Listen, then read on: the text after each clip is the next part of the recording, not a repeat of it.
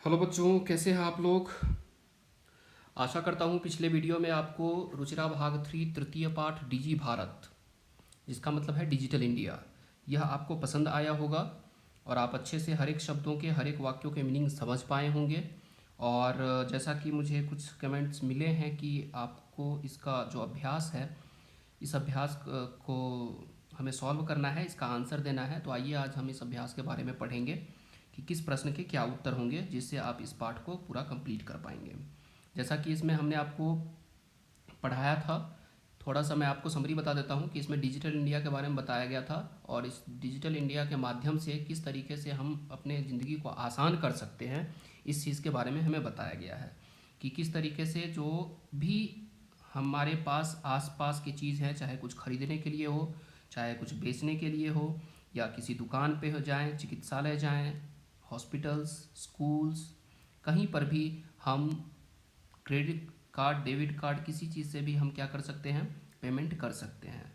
और इस तरीके से हमें पेड़ काटने, पर्यावरण, हर एक चीज़ में सहायता मिलेंगे। तो आइए इस माध्यम से आज हम अभ्यास को करते हैं कि अभ्यास में हमें क्या क्या प्रश्न करने हैं और क्या हमसे पूछा जा रहा है, और इसका उत्तर हम पाठ के माध्यम से देंगे। अगर ज़रूरत पड़ा तो फिर हम इस पाठ में आपको लाइन वो उत्तर दिखाएंगे।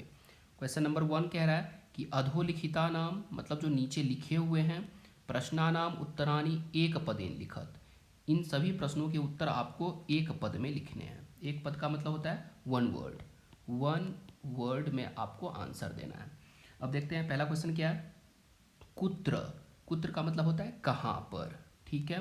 तो जब आपको लिखने के लिए आंसर आएंगे, तो यदि आप कॉपी भी कर रहे हैं क्वेश्चन को, तो सिर्फ कुत्र के बदले में आंसर आएगा, बाद बाकी ये सारे ऐसी कॉपी हो जाएंगे, ठीक है। तो कहाँ पर डिजिटल इंडिया इत्यस्य चर्चा भवति, कुत्र डिजिटल इंडिया, इस शब्द का चर्चा हो रहा है। तो आइए हम पहला ही लाइन देखते हैं। आपको हमने दिखाया, हमने पढ़ाया था कि अद्य संपूर्णे विश्वे डिजिटल इंडिया इत्यस्य चर्चा श्रूयते, कहाँ पर है, पूरे विश्व में आज क्या है, डिजिटल इंडिया की चर्चा हो रही है। तो यहाँ पर लिखेंगे संपूर्णे विश्वे, ठीक है, ये आएगा पहला में। दूसरा क्वेश्चन है कि केन सह, किसके साथ, केन सह मानवस्य आवश्यकता परिवर्तते, मतलब पूछ रहा है कि किस चीज़ के साथ मानव का जो आवश्यकता है उसमें परिवर्तन आता है।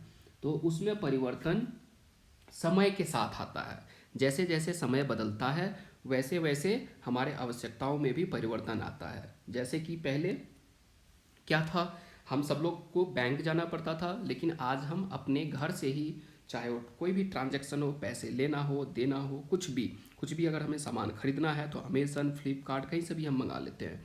तो काल परिवर्तन के साथ मानव का आवश्यकता भी बदलता है। तो इसका आंसर क्या आएगा दूसरे में, काल परिवर्तनेन, ठीक है, काल परिवर्तनेन,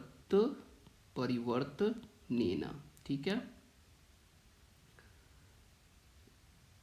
तीसरा क्वेश्चन है काल परिवर्तनेन, काल परिवर्तनेन, ठीक है। आपने वस्तूनाम क्रय समये, आपने मतलब कहते हैं दुकान को, दुकान में जब हम वस्तु खरीदते हैं, क्रय समये खरीदने के समय में, केशाम अनिवार्यता न भविष्यति, किस चीज़ की आवश्यकता नहीं है। तो आपको जैसा कि हमने पढ़ाया था कि जब हम किसी दुकान पे जाते हैं तो रुपये का नाम आवश्यकता नास्ती, किस चीज़ की आवश्यकता नहीं है, रुपयों की आवश्यकता नहीं है। हम क्रेडिट कार्ड या डेबिट कार्ड से पेमेंट कर देते हैं, या इंटरनेट पेमेंट भी हम करते हैं मोबाइल के माध्यम से। तो रुपये का नाम आवश्यकता नास्ती, ठीक है, पैसे की जरूरत नहीं है अब।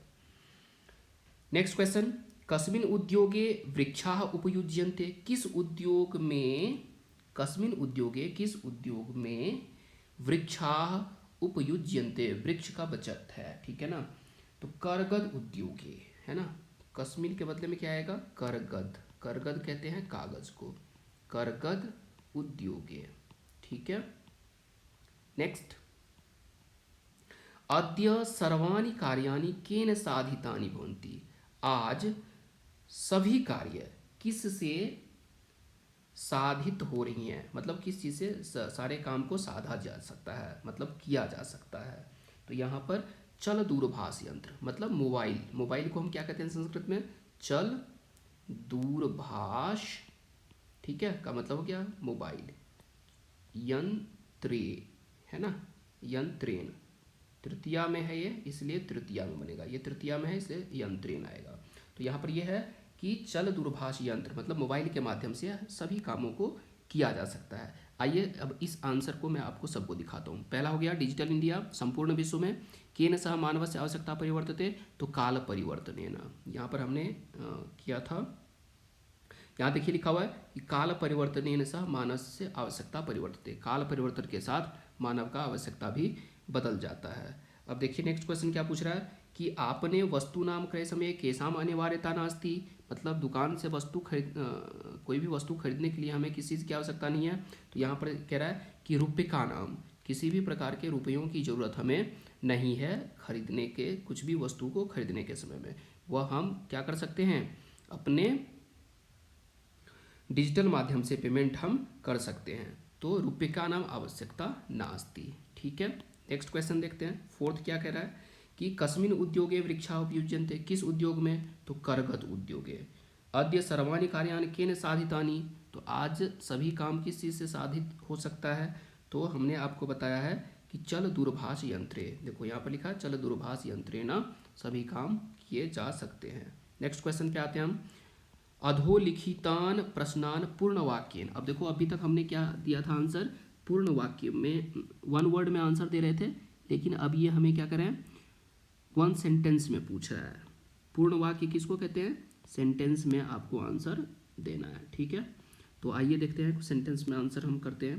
पहला क्वेश्चन आपसे क्या पूछ रहा है कि प्राचीन काले विद्या कथम गृह्यते स्म, मतलब प्राचीन काल में हम विद्या कैसे ग्रहण करते थे, मतलब कैसे हम पढ़ते थे प्राचीन समय में। तो प्राचीन, जैसे कि मैंने आपको स्टोरी में भी बताया था कि प्राचीन काल में हम श्रुति परंपरा, मतलब एक टीचर, एक गुरुजी बच्चों को सुनाते थे पाठ, और वह बच्चा सुन करके याद करता था और फिर वह दूसरे जगह ट्रांसफ़र करता था उस अपने ज्ञान को। तो यहाँ पर देखिए जो पहले का जो प्राचीन काल में जो ज्ञान था, आदान प्रदान, मतलब एक दूसरे को हम मौखिक रूप में देते थे, है ना। श्रुति परंपरा, सुन करके हम क्या करते थे, विद्या ग्रहण करते थे। तो यहाँ पर जो आंसर आएगा वो पहले में क्या आएगा कि प्राचीन काले विद्या कथम गृह्यते स्म, तो यहाँ पर लिखेंगे श्रुति परम पराया, है ना, श्रुति परंपरा से सुन करके मौखिक रूप से एक जगह से दूसरे जगह अपने ज्ञान को हम पढ़ाते थे। दूसरा क्वेश्चन पूछ रहा आपसे कि वृक्षानाम कर्तनम कथम न्यूनताम यास्यति, वृक्ष को कर्तन मतलब होता है काटना, वृक्ष को काटने में कैसे न्यूनता यास्यति आएगा, तो वृक्ष को तो तभी काटने में न्यूनता मतलब कम वृक्ष कटेंगे जब हम कागज का उपयोग कम करेंगे। तो यहाँ पर आंसर हो सकता है कि वृक्षानाम कर्तनम, कथम को हटा दीजिए, कथम के बदले में हम वर्ड फिक्स करेंगे संगणकस्य अधिकाधिक प्रयोगेन, संगणक का क्या करेंगे हम, अधिक से अधिक प्रयोग करेंगे। संगणक कहते हैं कंप्यूटर को, तो संगणकस्य, ठीक है, अधिक प्रयोग,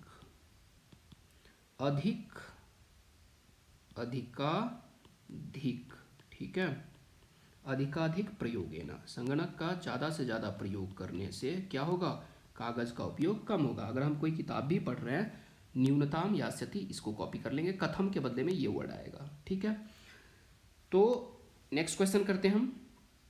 चिकित्सालये कस्य आवश्यकता अद्य न अनुभूयते, चिकित्सालय में आज किस चीज़ की आवश्यकता हमें महसूस नहीं होती है। तो अब देखते हैं हम इस सेंटेंस में, आपको मैं दिखाता हूँ कि चिकित्सालय में हमें किस चीज़ की आवश्यकता नहीं होती। अब ये देखिए यहाँ लिखा हुआ चिकित्सालय अभी उपचारार्थम रूप्यका नाम आवश्यकता न अनुभूयते, किस चीज़ की आवश्यकता नहीं है, रुपयों की आवश्यकता नहीं है। क्यों, क्योंकि ये हम डिजिटल माध्यम से पेमेंट कर लेते हैं। तो यहाँ पर आंसर हम क्या लिख सकते हैं कि चिकित्सालय किस चीज़ की आवश्यकता नहीं होंगी, बताइए, अभी जस्ट हमने उत्तर दिया है रुपये का नाम आवश्यकता, ठीक है। तो रुपयों की आवश्यकता हमें नहीं है। आइए इसको मैं मिटा देता हूँ और फिर मैं यहाँ पे आंसर लिखता हूँ। तो यहाँ पर क्या आएगा, रुपये का नाम आवश्यकता नहीं है। रुपये का नाम सिर्फ कस्य के बदले रुपये का नाम आ जाएगा और फिर इसके साथ आप सारा कॉपी कर लेंगे। तो जब पूरे फुल सेंटेंस में जब आंसर लिखेंगे तो क्या लिखेंगे, चिकित्सालये कस्य के बदले रुपये का नाम और फिर आ जाएंगे यहीं पर आवश्यकता अद्य न अनुभूयते। ठीक है। नेक्स्ट क्वेश्चन है वयम कस्याम दिशि अग्रेसरामः, हमें किस दिशा में आगे की ओर बढ़ना चाहिए। तो जैसा कि हमने आपको पढ़ाया हुआ है कि हमें आगे किस ओर बढ़ना चाहिए, डिजिटल। तो डीजी भारतम इति अस्याम दिशि वयम भारतीयाः द्रुतगत्या अग्रेसरामः, मतलब डीजी भारत की ओर हम लोगों को क्या करना चाहिए, आगे बढ़ना चाहिए। तो वयम कस्याम के बदले क्या आ जाएगा, डीजी भारतस्याम। ठीक है। तो इसमें हम क्या आंसर कर सकते हैं, डीजी भारत की ओर हम लोगों को आगे बढ़ना चाहिए। तो यहाँ पर लिखेंगे डीजी भारत, डी जी, ठीक है, भारतम, डीजी भारतम, फिर आ जाएगा दिशि अग्रेसरामः। ठीक है। लास्ट क्वेश्चन है वस्त्र पुटके केशाम आवश्यकता न भविष्यति। वस्त्र पुटके क्या होता है पता है आपको, मतलब वस्त्र को खरीदने में किस चीज़ की आवश्यकता नहीं है हमें। तो वही आंसर सेम, रुपयों की आवश्यकता नहीं है, हम डिजिटल माध्यम से पेमेंट कर सकते हैं। तो रुपये का नाम आवश्यकता नास्ति। ठीक है। तो केशाम के बदले में रुपये का नाम वर्ड लिखिए और पूरा फुल सेंटेंस लिख दीजिए। क्लियर हो गया। क्वेश्चन नंबर 3 देखते हैं रेखांकित पदानि अधिकृत्य प्रश्न निर्माणम कुरु। अब देखो यहाँ पर सेंटेंस ऑलरेडी लिखा हुआ है, हमें प्रश्न निर्माण करना है। ये सेंटेंस लिखा है और ये अंडरलाइन वर्ड है, इस अंडरलाइन वर्ड के बदले में हमें एक वर्ड देना है और मेक द क्वेश्चंस। अब देखते हैं पहला क्या, भोजपत्रोपरि लेखनम आरब्धम। यहाँ पर इसका मतलब ये है कि भोजपत्र के ऊपर लेखन आरब्धम, आरंभ किया। तो यहाँ पर हम क्वेश्चन बना सकते हैं कि भोजपत्र के ऊपर क्या आरंभ किया। तो यहाँ पर लिख सकते हैं किम। यहाँ पर आप लेखनम को हटा दीजिए, भोजपत्रोपरि किम आरब्धम, ऐसा सेंटेंस बना सकते हैं। दूसरा क्वेश्चन क्या है, लेखनार्थम करगदस्य आवश्यकतायाः अनुभूति न भवति। लिखने के लिए कागज की आवश्यकता की अनुभूति अब नहीं है। क्यों, क्योंकि हम मेल भी क्या डीजी भारत के तहत हम कर सकते हैं, उसमें कागज़ की भी अब जरूरत नहीं है, चिट्ठी लिखने की जरूरत नहीं है, कॉपी पे लिखने की जरूरत नहीं है, नोट्स वगैरह है, जैसा कि आप लोग अगर कंप्यूटर से अगर फ्रेंडली होंगे तो अच्छे से जान पा रहे होंगे। तो करगदस्य देखो लास्ट में स्य है ना, तो राइमिंग हम यहाँ पर कस्य वर्ड यूज़ कर सकते हैं। लेकिन अगर इसी को हम एज ए ग्रामेटिकल समझने का कोशिश करेंगे तो करगदस्य षष्ठी विभक्ति एक वचन में बनता है और कस्य भी षष्ठी विभक्ति एक वचन में बनता है, इसलिए करगदस्य के बदले कस्य आएगा। लेकिन यदि अगर ज़्यादा दिमाग हमें नहीं लगाना है तो थोड़ा सा हम यहाँ पर स्मार्ट तरीके से स्य और स्य राइमिंग देख लेंगे तो आंसर आ जाएगा। अब देखो यहाँ पर विश्राम गृहेषु सप्तमी विभक्ति बहुवचन में बनता है, कक्षम सुनिश्चितम भवेत्। विश्राम गृह में कक्षम सुनिश्चितम भवेत्, ठीक है ना। तो यहाँ पर विश्राम गृह में कक्ष सुनिश्चित होना चाहिए, ऐसा हिंदी अर्थ है। तो यहाँ पर हम कर सकते हैं कहाँ पर कक्ष सुनिश्चित होना चाहिए, है ना। तो या तो यहाँ पर आप लिख सकते हैं कुत्र, कहाँ पर के लिए कुत्र आता है, या फिर केशु सप्तमी विभक्ति बहुवचन में बनता है, तो ये भी वर्ड आ सकता है। ठीक है। नेक्स्ट, सर्वाणि पत्राणि चल दूरभाष यंत्रे सुरक्षितानि भवन्ति। सभी पत्र चल दूरभाष यंत्र पर सुरक्षित रह सकते हैं। तो यहाँ तक देखो कहाँ पर, या फिर कस्मिन वर्ड यूज़ कर सकते हैं, कहाँ पर, या फिर कुत्र भी आ सकता है। ठीक है ना, कहाँ पर सुरक्षित रह सकते हैं।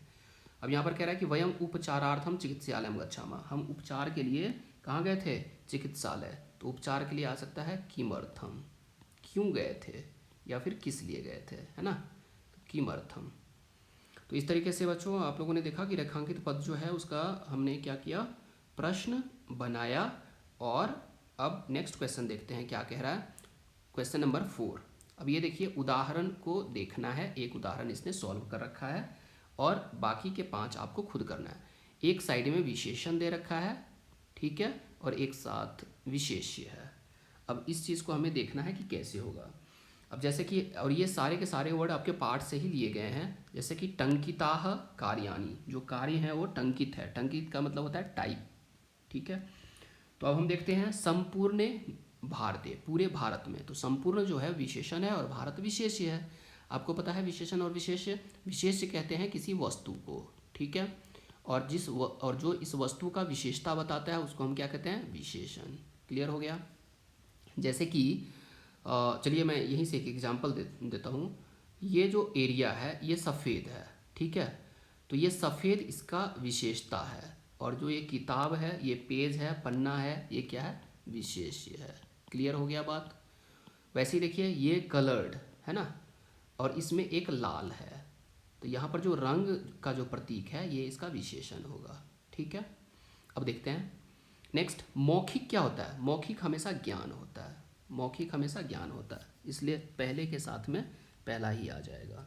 दूसरा क्या है, दूसरा है मनोगताः, तो मन के अनुसार क्या हो सकता है, समय, तो मनोगताः, मनोगताः क्या हो सकता है, काले। नेक्स्ट क्या है, टंकिताः, टंकित क्या हो सकता है, कार्य। तो देखो यहाँ पर ये ग तो टंकित है और इसके साथ पांचवा आएगा, लेकिन पांचवा कहाँ पर लिखा हुआ है, नीचे, नेक्स्ट पेज पे पांचवा लिखा है। तो टंकिता के आगे मैं कार्याणि लिख ही देता हूँ जिससे आप कंफ्यूज ना हो, ठीक है। तो ये 3 का 3 हो गया। नेक्स्ट देखते हैं हम महान, तो महान क्या होता है बताओ, महान हो सकता है उपकार, तो हमें हमेशा क्या करते हैं, महान उपकार कहते हैं ना हम, आपका महान उपकार मेरे ऊपर होगा, ठीक है।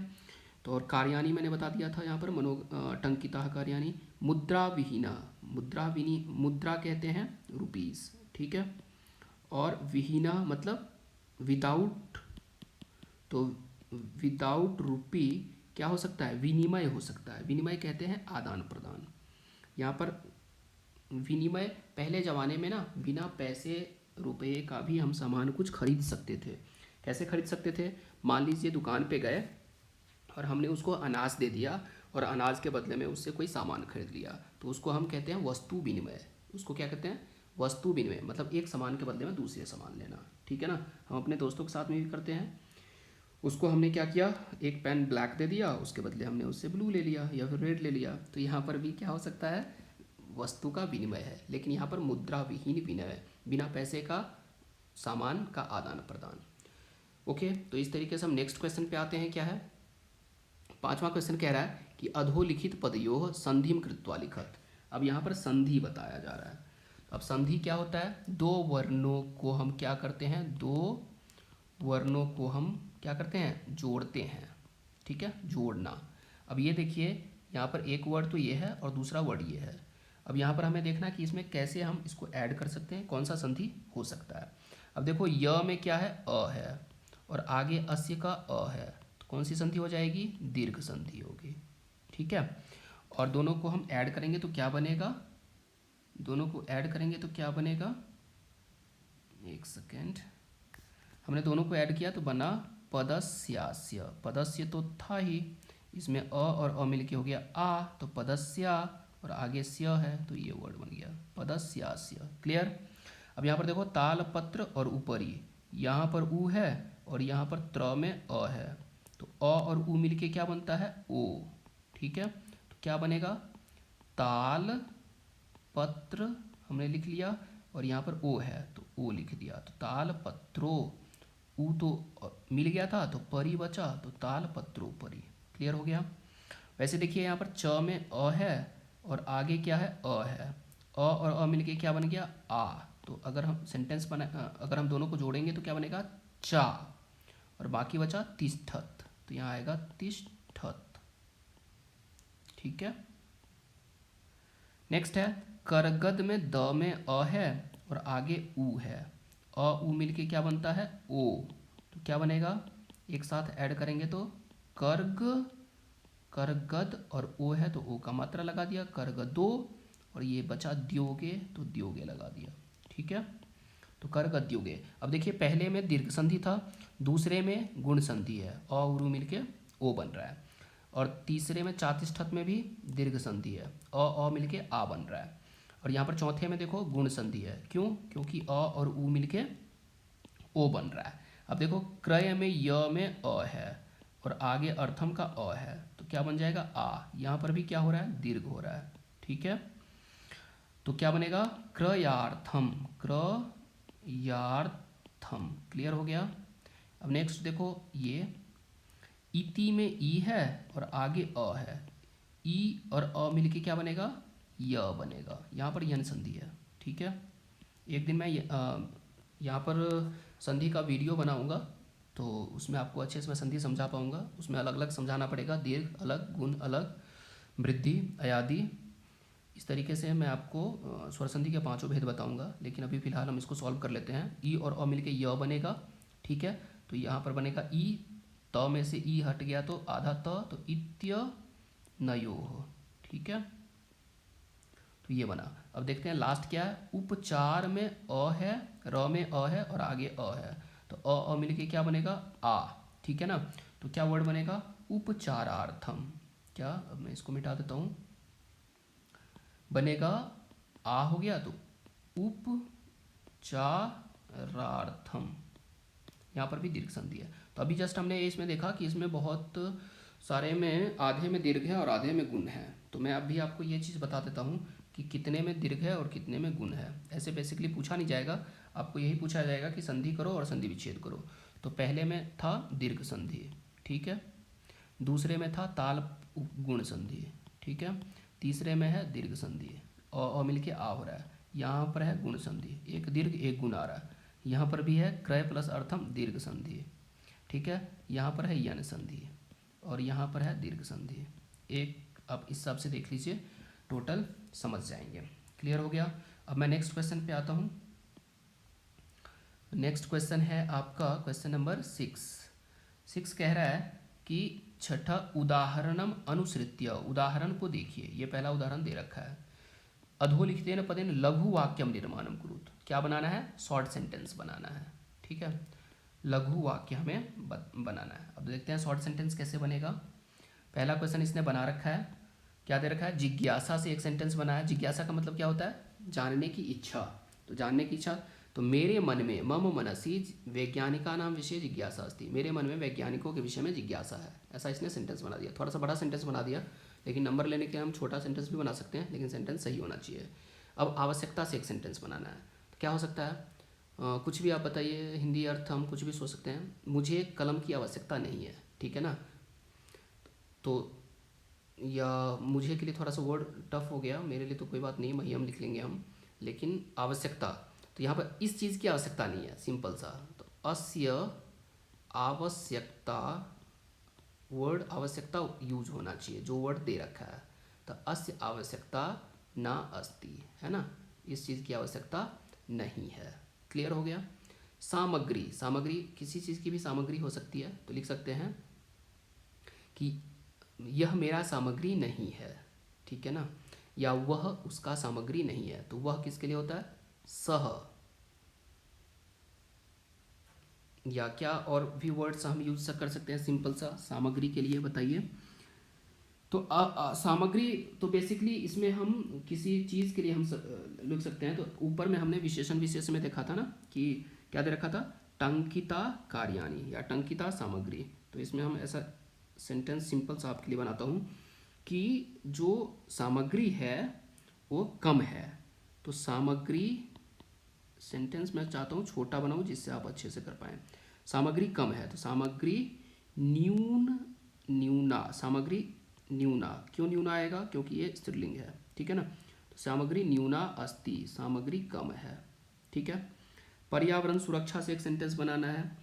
तो पर्यावरण सुरक्षा बहुत ज़रूरी है। तो देखो यहाँ पर ये सेंटेंस भी मैं यूज़ कर देता हूँ।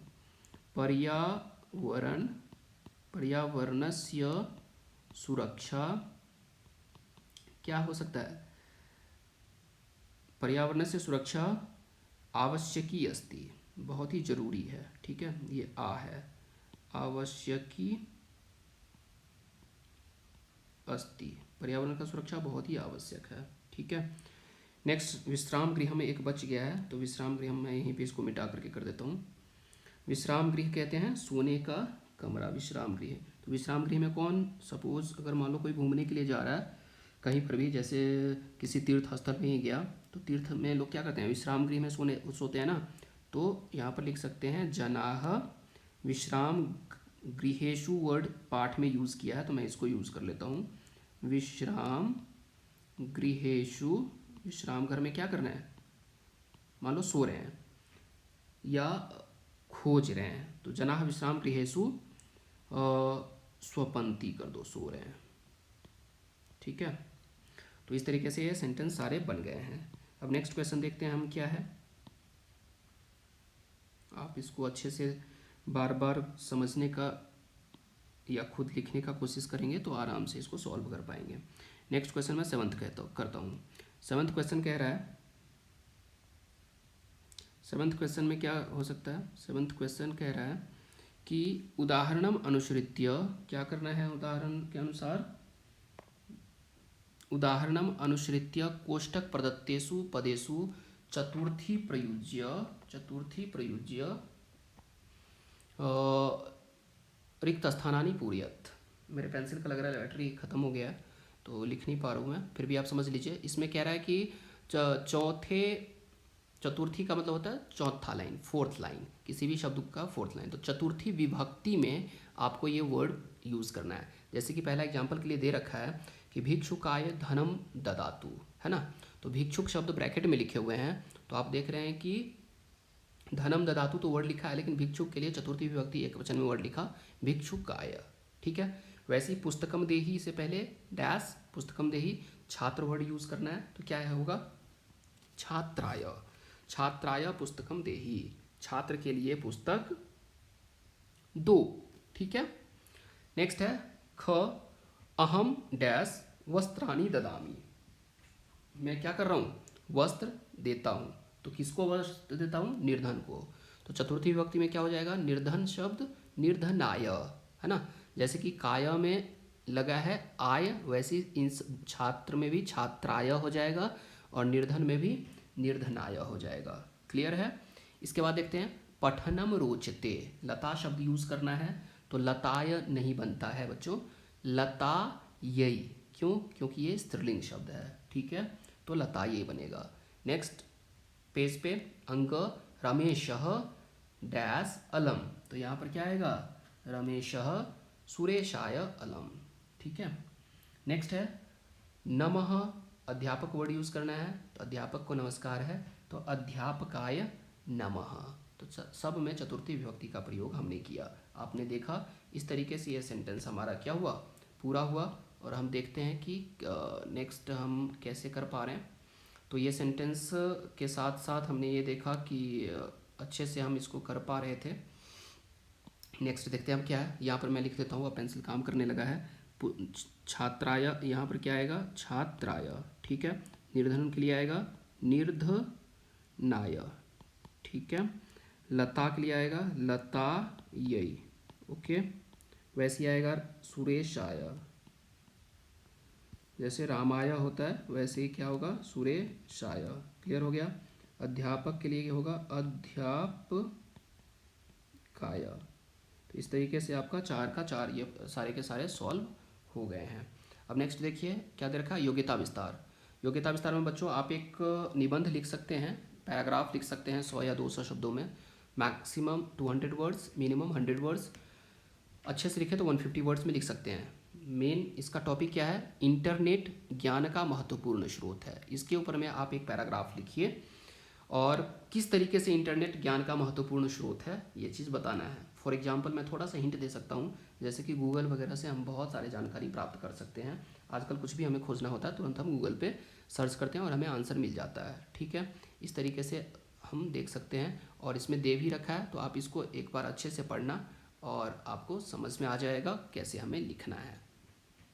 अब एक चीज़ हम देखते हैं योग्यता विस्तार में, क्वेश्चन नेक्स्ट देखते हैं कि इसमें एक चीज़ बता रहा है कि अनेक शब्दों के लिए एक शब्द हम हिंदी में पढ़ते हैं, लेकिन यहाँ पर भी एक शब्द अनेक शब्द दे रखे हैं। हिंदी भी दे रखा है, संस्कृत भी दे रखा है और अनेक शब्दों के लिए एक शब्द भी दे रखा है। तो हम देखते हैं कि क्या हो सकता है। अब ये देखिए, जानने की इच्छा क्या होता है, जिज्ञासा, लेकिन इसी को संस्कृत में हम क्या कहते हैं, ज्ञातुम इच्छा, जिज्ञासा, हिंदी अर्थ जानने की इच्छा। वैसी है करने की इच्छा, चिकीर्षा। और संस्कृत में क्या बोल सकते हैं, कर्तुम इच्छा, कर्तुम इच्छा, चिकीर्षा। पातुम इच्छा, पिपासा, पाने की इच्छा। ठीक है ना, किसी भी चीज़ को पाने की इच्छा। लेकिन यहाँ पर एक चीज़ और हम यहाँ पर ले रहे हैं, पिपासा किसको कहते हैं, प्यासे को, तो पीने की इच्छा। ठीक है ना। पा धातु का मतलब क्या है, एक चीज़ पा का मतलब होता है पीना। ठीक है, लेकिन इसी को हम आजकल पीव के नाम से भी जानते हैं। एक्चुअल पा है लेकिन पीव धातु है, पीव का मतलब होता है पीना। नेक्स्ट देखिए, भोक्तुम इच्छा, बुभुक्षा, मतलब खाने की इच्छा। जो भूखा व्यक्ति है उसको खाने की इच्छा, तो उसके लिए हम बुभुक्षा वर्ड यूज़ करते हैं। जीवितुम इच्छा, जिजीविसा, जीने की इच्छा। जो लोग जीना चाहते हैं, जिजीविसा उसको कहते हैं, वन वर्ड जिजीविसा। गंतुम इच्छा, जिगमिसा, मतलब जाने की इच्छा, है ना। तो इस तरीके से हमने अनेक शब्दों के लिए एक शब्द देखे हैं। नेक्स्ट देखते हैं तुमुन प्रत्यय। पिछले कक्षाओं में आप लोगों ने कत्वा प्रत्यय पढ़ा था, और आज इस चैप्टर में हम देखते हैं तुमुन। तुमुन का मतलब अर्थ होता है बेसिकली के लिए। ठीक है, करने के लिए, खाने के लिए, जाने के लिए, ऐसा कुछ भी हो सकता है। ठीक है, अब देखते हैं तुमुन। अब एक चीज़ हमेशा याद रखना है कि जो तुमुन प्रत्यय है ना, उसमें सिर्फ तुम शेष बचता है। आप ऐसे भी अंदाज़ा लगा सकते हैं, किसी भी वर्ड में लास्ट में अगर आपको तुम दिखे ना, तो तुरंत समझ लीजिए कि उसमें कौन सा प्रत्यय है, तुमुन प्रत्यय है। ठीक है, क्योंकि जब भी कभी शब्द से प्रत्यय बताने के लिए आते हैं, तो आप उस वर्ड में देख लीजिए, लास्ट में अगर आपको तुम दिखता है तो सोच लीजिए तुमुन प्रत्यय है। जैसे कि करतुम में तुम, तुम, खादितुम में तुम, पठितुम में तुम, लिखितुम में तुम, गंतुम में तुम। ऐसे ही बहुत सारे, ये जो वर्ड है ये धातु है, प्लस ये क्या है, प्रत्यय है, और इन दोनों को जोड़ने के बाद में क्या बन रहा है, ये, और हिंदी अर्थ क्या है, ये। ठीक है, जैसे क्री प्लस तुमुन, कर तुम, करने के लिए। क्री का मतलब होता है करना, दा का मतलब होता है देना, खाद का मतलब खाना, पठ का मतलब पढ़ना, लिख का मतलब लिखना, गम का मतलब जाना। इन सब में हमने तुमुन प्रत्यय लगा दिया तो हो जाता है गम का मतलब जाना, तुमुन प्रत्यय लग गया तो जाने के लिए। तो आपके पेपर में आएंगे गम प्लस तुमुन दे देगा और कहेगा वर्ड क्या बनेगा, तो आपने बताना है गंतुम। सपोज पठितुम वर्ड लिख दिया, पेपर में पूछेगा कि इन दोनों में धातु और प्रत्यय अलग करो, तो धातु क्या है, पठ, और बनेगा क्या, तुमुन। ठीक है ना, तो पठ प्लस तुमुन इजकल टू पठितुम। तो इस तरीके से हम अच्छे से बता सकते हैं। अब ये देखते हैं इसमें क्या वर्ड बन रहा है। दा प्लस तुमुन दातुम, खाद प्लस तुमुन खादितुम, पठ प्लस तुमुन पठितुम, लिख प्लस तुमुन लिखितुम। लिखितुम ऐसे यहाँ पर नहीं बनना चाहिए, लेखितुम वर्ड बनेगा। ठीक है ना, ये प्रिंटिंग मिस्टेक हो सकता है। गम प्लस तुमुन गंतुम। वैसे ही नम हो सकता है, नम धातु प्लस तुमुन प्रत्यय, है ना, तो क्या वर्ड बनेगा, नन तुम। ओके, वैसे ही और भी क्या बन सकता है, हस प्लस तुमुन, हस धातु भी हो सकता है जो यहाँ पर नहीं दे रखा है, तो क्या बनेगा, हसी तुम, हसी तुम।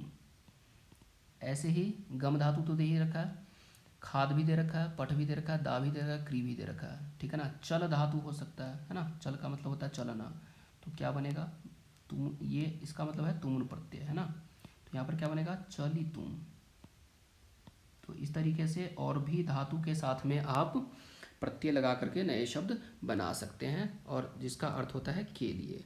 तो यहाँ पर चलितुम का मतलब होगा चलने के लिए, हंसतुम मतलब हंसने के लिए, नंतुम मतलब नमस्कार करने के लिए, लेखितुम मतलब लिखने के लिए। तो मैं ऐसा सोचता हूँ कि आपको हर एक शब्द अच्छे से समझ में आए होंगे, वाक्य भी समझ में आए होंगे, और प्रश्नों के उत्तर आप अच्छे से समझ गए होंगे। अगर नहीं समझे हैं तो वीडियो को पॉज करके अच्छे से वर्ड मीनिंग को देखिए, और जो जो हमने बताया है उसको ध्यान से सुनिए। फिर भी अगर किसी भी तरह की परेशानी है तो मुझे आप कमेंट करके उस प्रश्न को पूछ सकते हैं दोबारा, मैं आपको कमेंट के माध्यम से उत्तर दे सकता हूँ। और इस तरीके से आप इसको बारंबार इस वीडियो को देखिए, जिससे आप हर एक क्वेश्चन को सुन करके ही आपको याद हो जाएगा। पेपर में जैसे ही क्वेश्चन आप देखेंगे वैसे ही आप इसको सॉल्व कर पाएंगे। और बीच में अगर समय मिले तो आप रीडिंग प्रैक्टिस के लिए इस चैप्टर को पढ़ सकते हैं। कहा गया है कि अगर संस्कृत पढ़ने, अगर थोड़ा भी हम हार्डवर्क किए, संस्कृत अगर पढ़ने आ गया तो हिंदी में किसी भी तरह की कोई परेशानी नहीं हो सकती है। और संस्कृत पढ़ने से एक तालु का बहुत ही अच्छा एक्सरसाइज भी है, और तोतलापन दूर होता है। तो यह सब तो बेसिकली कहने की बात है, इसको आप अच्छे से समझिए। मेरा मेन पर्पस कहने का मतलब ये है। तो अच्छा दोस्तों, आप इसको अगर पसंद आए तो लाइक करना, शेयर करना, सब्सक्राइब करना, अपने दोस्तों को भी भेजिए, उनको भी मदद दीजिए। और चलिए इसको आप अच्छे से तैयारी करिए।